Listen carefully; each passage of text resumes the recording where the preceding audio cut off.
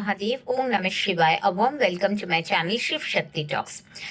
আজকে আমরা ডিসকাস করব যে যাদের সিংহ রাশির জাতক জাতিকাদের কেমন যাবে এই জুলাই মাসটা। তো প্রথমেই বলি যে হেলথ ওয়াইজ আপনাদের কেমন যাবে। সো হেলথ ওয়াইজ যে আপনার স্যাটার্নের যে পজিশন আপনার উইথ রেসপেক্ট টু আপনার যে রাশি, সেই হিসাবে কিন্তু আপনার হেলথ ওয়াইজ একটু চ্যালেঞ্জিং যাবে। আপনার হেলথের জন্যে আপনার অনেক এক্সপেন্ডিচার কিন্তু হওয়ার হাই চান্সেস আছে। সো নিজের শরীরের প্রতি একটু যত্ন নেবেন।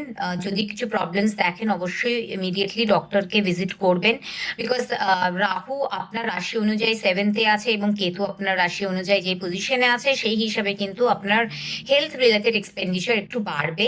আর আপনার মানে পায়ে ব্যথা, জয়েন্ট পেন, শোল্ডারে পেন, থাইতে পেন, এগুলো আপনার কিন্তু থ্রু আউট দ্য মান্থ লেগেই থাকবে।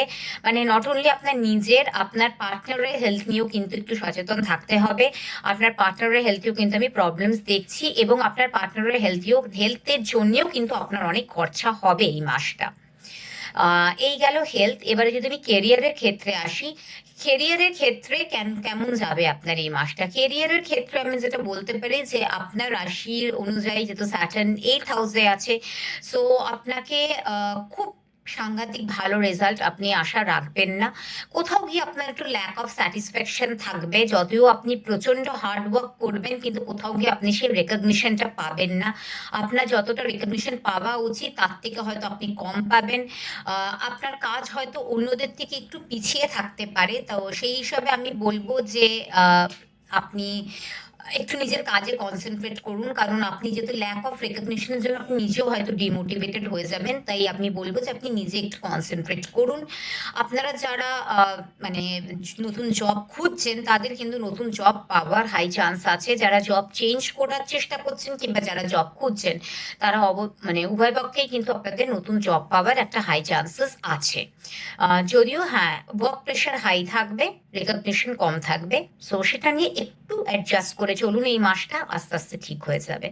এবার যারা বিজনেসে আছেন তাদের কেমন যাবে। বিজনেস যারা আছেন তাদের কিন্তু এই মাসটা একটু লস হওয়ার একটা হাই চান্সেস আছে। তাই যে কোনো ডিসিশন নেওয়ার আগে বলবো একটু ভালো করে ভেবে চিন্তে ডিসিশন নেবেন। এই মাসটা আপনার কম্পিটিটরসরা কিন্তু আপনাদের থেকে একটু এগিয়ে থাকতে পারে। এই সিচুয়েশনটা একটু প্রবলেম আপনার জন্য ক্রিয়েট করবে।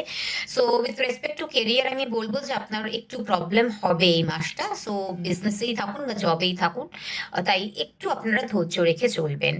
এবার আসা যাক যে আপনার লাভ বা ম্যারেজ কেমন যাবে, লাভ লাইফটা আপনার কেমন যাবে। আমি যেটা দেখতে পাচ্ছি যে আপনার রাশি অনুযায়ী যে প্ল্যানেটারি পজিশনস গুলো আছে, তাতে কিন্তু আপনার লাভ লাইফটা ভালো যাবে।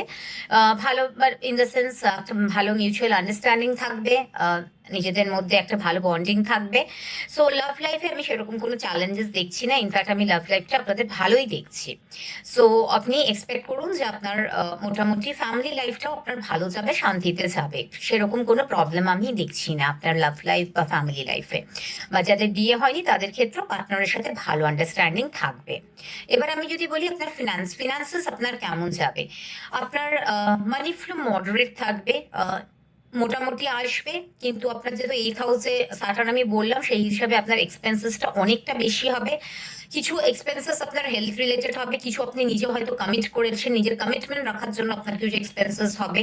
কিছু আপনার হয়তো আপনি কিছু মানে লোনস নেবেন এরকমও ভাববেন, আপনার একটা সময় লোন নেবারও প্রবণতা হবে।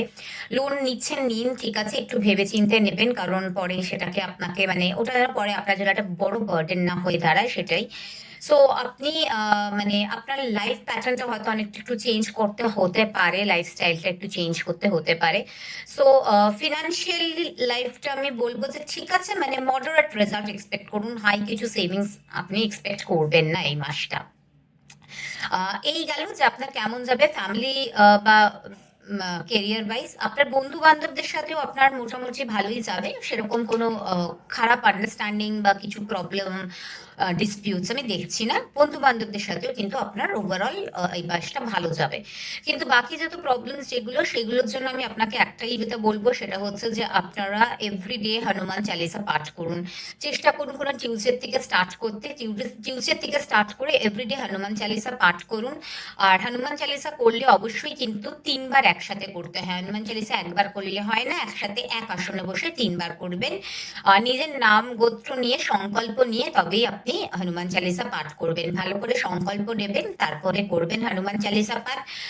হনুমান চালিসা পাঠ করার সময় হাতে তুলসী পাতা নিয়ে নেবেন। হাতে তুলসী পাতা নিয়ে হনুমান চালিসা পাঠ করে একটা ছবি রাখবেন হনুমানজির। হনুমানজির যে ছবিটা বেস্ট হচ্ছে, যেরকম ভাবে হনুমানজি হাতে যে পর্বত নিয়ে ওনার যে একটা মানে উড়ছেন এরকম ভাবে, ওই যে ছবিটা, ওটা খুব ভালো। ওই ছবিটা আপনি একটা বাড়িতে রাখবেন। বাড়িতে হনুমানজির মূর্তি রাখতে নেই, তাই ওই ছবি রেখে ওই ছবির সামনে বসে আপনি ৩ বার হনুমান চালিসা পাঠ করবেন সংকল্প নিয়ে, মানে নিজের নাম গোত্র বলে সংকল্প নিয়ে তুলসী পাতা হাতে নিয়ে করে ওই তুলসী পাতাটা হনুমানজির চরণে রেখে দেবেন ওই ফুটোতে। এইভাবে এভরিডে করুন, এবং টিউসডে করে পারলে হনুমানজিকে জবা ফুল দেবেন। জবা ফুল হনুমানজির অত্যন্ত প্রিয়, আর তুলসী পাতাও হনুমানজির অত্যন্ত প্রিয়।